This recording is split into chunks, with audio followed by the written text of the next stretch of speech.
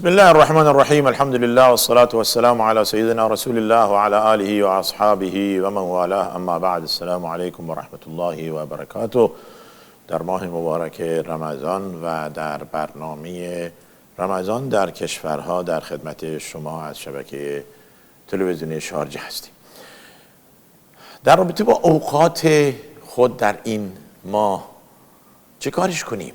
بعضا میخوابن، بعضا پاستور بازی میکنن، بعضا میخوان که بالاخره این روز شب شود و این شب روز شود و این یک ماه بگذرد، گو این که خیلی بر اونها سنگینی میکنه. چه کارش کنن؟ این یک ماه حالا چند روزش رفت، بالاخره گذشت، چند روزهای دیگه مونده، همونطور که خدا میفرماد ایام معدودات. آقا انگشت شمار 1 2 3 4 29 یا 30 روز تمام میشه میره.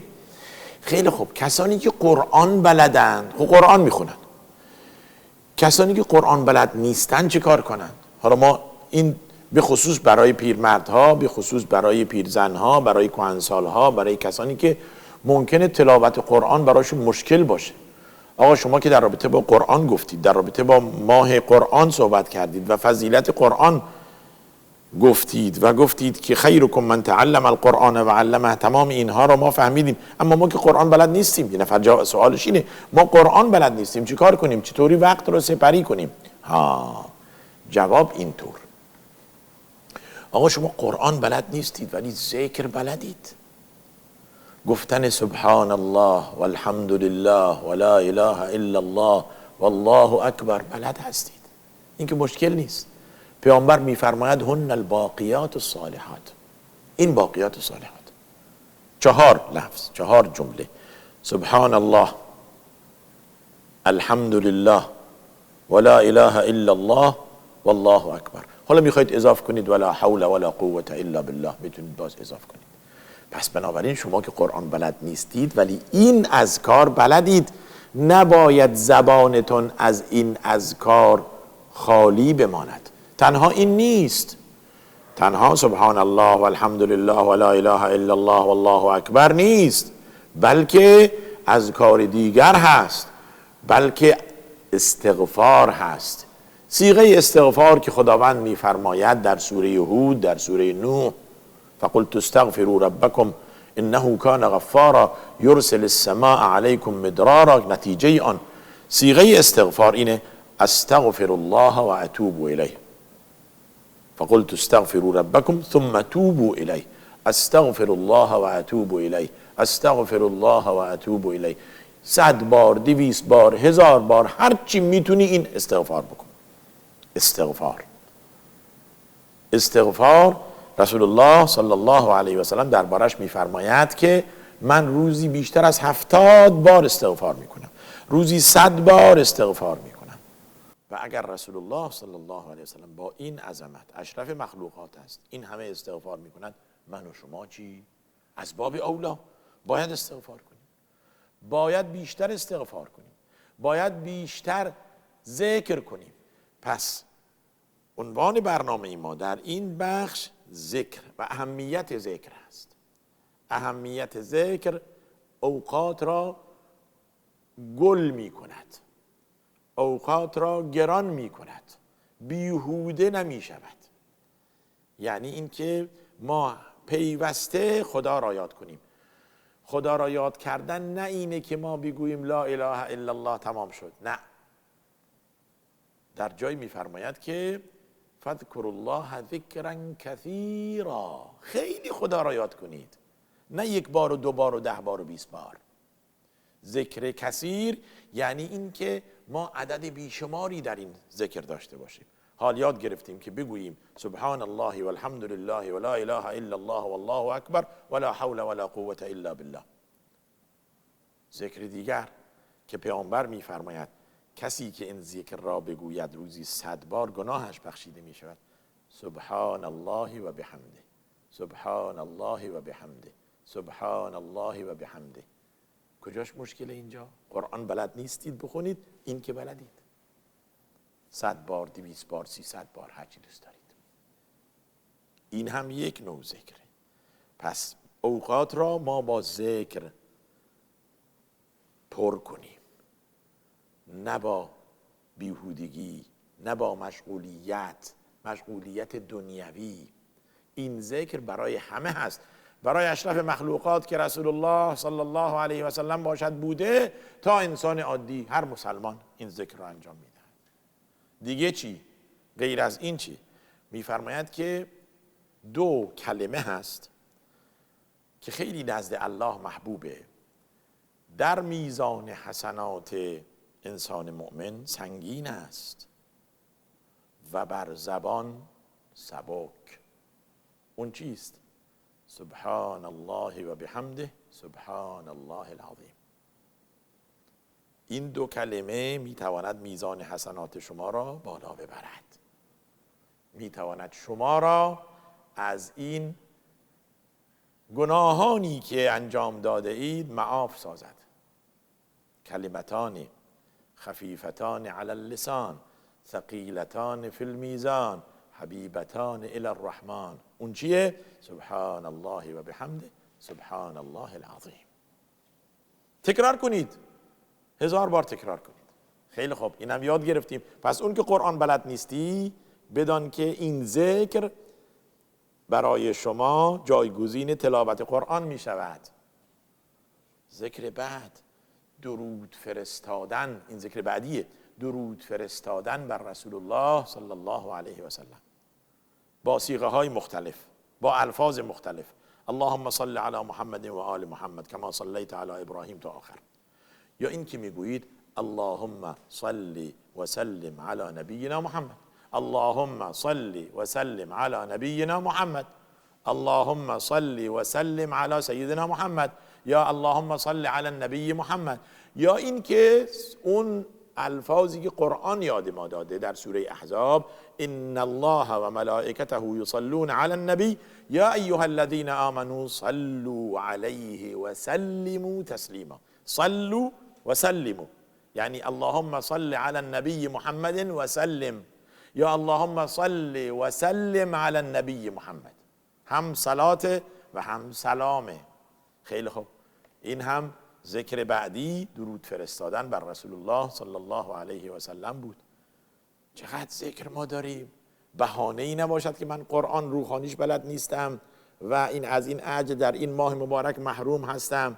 خیلی خوب، گفتن لا اله الا الله وحده لا شریک له له الملک و له الحمد و هو علی کل شیء قدیر چقدر ارج دارد برای انسان مؤمن. روزی 100 بار، به خصوص بعد از نماز مغرب و بعد از نماز صبح.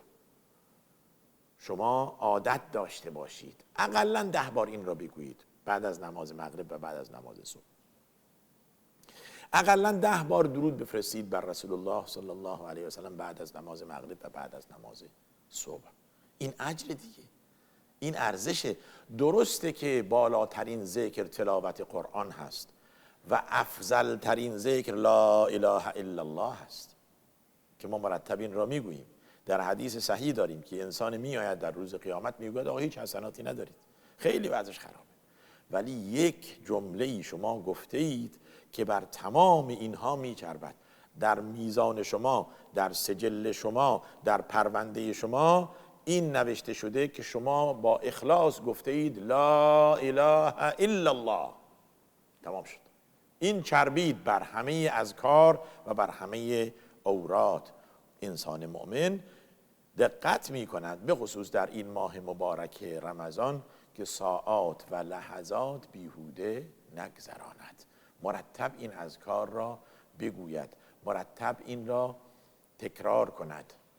اون دعایی که پیامبر فرمود اگر بگویید نخورد نداره، دعای پیامبر یونس هست که در شکم ماهی این را گفت لا اله الا انت سبحانك انی کنت من الظالمین. خدایا منزهی از تمام شرک، از تمام بدی، از تمام نقص. انی کنت من الظالمین، من از جمله ستمکاران هستم. این نخورد نداره، این استجابت میشه. شما دعا کنید همراه این. آداب دعا این که ما با اخلاص چند بار استغفار میکنیم، با اخلاص از خدا میخواهیم بین خود و خدا ریا درش نباشه، با شروع حمد و ستایش الله و با درود و صلات و سلام بر رسول الله صلی الله علیه و سلم شروع میکنیم. بعد دعا و مسئله خود را از خدا میخواهیم. بعد با حمد و ستایش الله و درود بر رسول الله صلی الله علیه و سلم به پایان میبریم. یعنی شروع و ختم دعای ما با حمد و ستای ربانی و با درود بر رسول الله صلی الله علیه و سلم هست.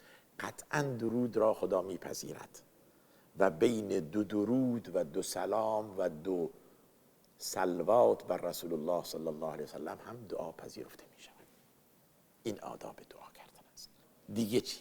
آداب دعا اینه که ما باور داشته باشیم که دعا میکنیم خداوند میپذیرد و با اراده و با عزم جزم دعا کنید. وقتی که پیامبر میفرماید وقتی که دعا میکند یکی از شما فلیعزم المسئله، با اراده دعا کنید، نه اینکه حواسمون پرت، نگاه به این طرف، نگاه به اون طرف، نگاه به بالا، نگاه به پایین، دستامون. این دعا نیست. آداب دعا اینه که با اخلاص باشد، با حضور ذهن باشد، با دل حاضر باشد و با عبودیتی که ما هر بندگان اعتراف داریم به طرف الله دست دراز میکنیم. این آداب دعا. خواستن و التماس کردن زیاد، الحاح، خیلی سمج بودن در خواستن از الله. بعدن اوقات دعا.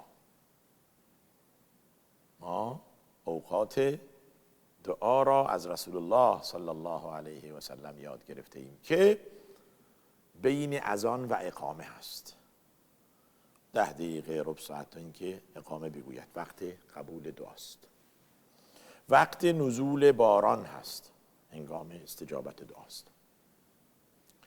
وقتی که روزه هستیم، الان همه روزه هستیم، رمضان هست، تا قبل از افطار ما دعا میکنیم، وقت استجابت دعا. وقت مسافرت، وقت سجده، بعد از عصر روز جمعه. در رمضان چند تا جمعه هست؟ اقلاً 4 تا جمعه هست اگر 5 تا نباشد. رمضان هست، روزه هست، جمعه هست، همه خیرات در این روز جمع شده. حالا دعا قبول میشه. پس بنابراین اوقات دعا هم در اینجا یاد گرفتیم. آخرین مطلب در رابطه با دعا اینه که ما عجله نکنیم برای پذیرش و استجابت دعا. می‌فرماید یستجاب لاحدکم ما لم یعجل، یقول دعوت فلم یستجب لی یا ما لم یستعجل. تا زمانی که عجله نکنید، شتاب نکنید، وسواس نداشته باشید، دعاتون قبول میشه. بگید آقا ما دعا کردیم قبول نشد، آقا ما زبانمون خشک شد، چقدر بگیم خدا دعای منه. دعا از 3 حالت خارج نیست. یا پذیرفته میشه آنن، یا بلایی از انسان رفع میشه، یا در صفحه حسنات انسان، در پرونده انسان در روز قیامت ثبت میشه و بالا میره. پس اینجاست که بهش میگن دعا یعنی عبادت. ادعونی استجب لکم، مستقیم، بدون خود، بدون واسطه. در همین آخر آیه روزه میفرماید و اذا سألك عبادی عنی فانی قریب اجیب دعوت الداعی اذا دعان فلیستجیبوا لی ولیؤمنوا بی لعلهم یرشدون. در تمام آیات قبل در سوره بقره یسألونک عن الاهله، یسألونک عن المحیض، یسألونک عن الیتاما، یسألونک عن درباره همه چیز میپرسن. یسألونک بگو قل قل قل قل. اینجا نفرموده قل، اینجا نفرموده و اذا سألک عبادی عنی فقل انی قریب. نه، مستقیما فرموده انی قریب. دیگه تو هم نمیخوای بگی ای محمد وقتی که بنده درباره من میپرسد من نزدیکم. یعنی بین من و بنده هیچ واسطه ای نیست. نه قبر واسطه هست، نه امامزاده واسطه هست، نه شیخ، نه سید، نه مرده، هیچ کس واسطه نیست.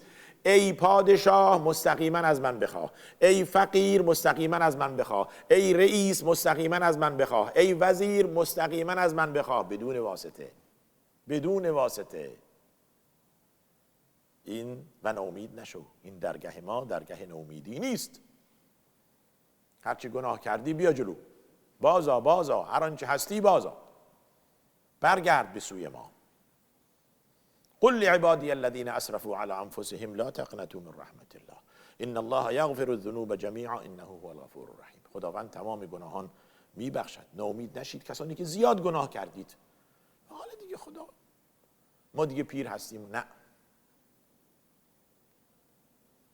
دعا مستجاب می شود، پس اوقات دارد و آداب دارد که باید هنگام دعا آن را رعایت کرد و گفت. این دعا و این خواستن از رب العالمین است، خزائن الله که تمام نمی شود. اللهم انی اسألك من فضلك و رحمتك فانه لا یملکها الا انت. من از فضل و رحمت تو میخواهم، غیر از تو کسی مالک این فضل و رحمت نیست ای الله. دعای انسان مؤمن. پس دعا و ذکر، اهمیت ذکر و اهمیت دعا برای انسان مؤمن همیشه هست، تمام شدنی نیست، به خصوص در ماه مبارک رمضان. ما الان نماز تراویح میخوانیم، پایان نماز تراویح سبحان الملک القدوس بعد از خدا میخواهیم. در روایت صحیح داریم که شما بعد از تشهد ابراهیمی هر چی بخواهید دعا کنید، قبل از سلام دعا کنید، در پایان نماز دعا کنید، حال بعد از نماز دعا کنید، در تشهد دعا کنید، در سجده دعا کنید. تمام اینها فرصتی است، اوقاتی است طلایی برای انسان مؤمن که از این اوقات طلایی استفاده صحیح ببرد. حال آیا ما در این ماه مبارک رمضان از اول ماه تا حالا و تا آخر ماه خود را مشغول ذکر و دعا کرده ایم یا نه؟ گفته ایم که خداوند اگر ما را از یاد گرفتن و تلاوت قرآن محروم کرده، در دیگری را برای ما گشوده که از اون در استفاده ببریم. اون در چیه؟ ذکر است و دعا. پس اهمیت ذکر و اهمیت دعا برای انسان مؤمن اینجا مشخص میشه. اون که سواد قرآن دارد، اون که حافظ قرآن هست، اون که عالم هست، اون که متخصص هست، اون که تمام علوم دینی را در بر گرفته، باز محتاج دعاست، باز محتاج همین ذکر است. ای پدر، ای مادر، ای خواهر، ای برادر، شما که از یاد گرفتن قرآن محروم شده اید، از یاد گرفتن این اذکار و اوراد محروم نیستید. پس فرصت را غنیمت شمرید و این اذکاری که بنده خدمت شما عرض کردم و این دعا ورد زبان شما در طول 12 ماه سال باشد، به خصوص در این ماه مبارک رمضان. از خدا میخواهم که دعای ما و شما را مستجاب کند، گناه ما و شما را بیامرزد، گذشتگان ما و شما را غریق بهشت کند. آمین. و آخر دعوانا ان الحمد لله رب العالمین و صلی الله وسلم و بارک علی نبینا محمد و علی آله و صحبه اجمعین.